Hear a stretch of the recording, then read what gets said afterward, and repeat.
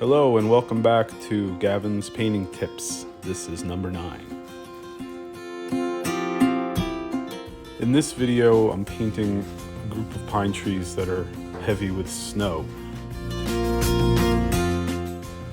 I chose this scene because I walked past it and stopped and looked at it, so I figured it might make a good painting. As you can see, my hair is uncombed and blocking the image more than not, but I'll explain to you what I'm doing. If you want, you can pause on my hair and paint that as a bird's nest, but I digress. Anyhow, what I'm doing here is painting in the snow over a dark ground that I laid in with looks like Payne's gray and a mixture of red and ultramarine blue.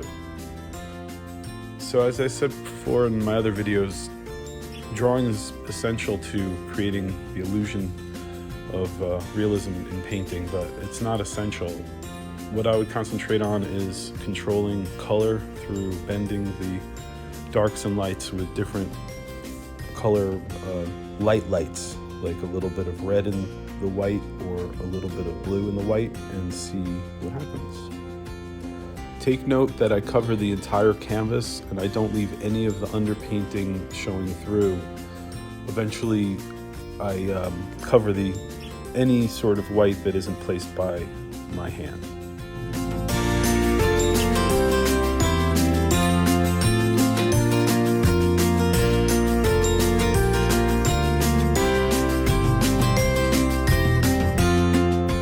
Some of my favorite subjects to paint are trees and barns. I like painting still life and people. What do you like to paint? Why don't you drop that in the comments below. Fueled by lack of sleep and a lot of coffee, I set out to finish this painting and then comb my hair.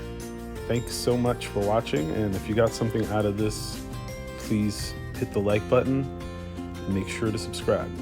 Thanks.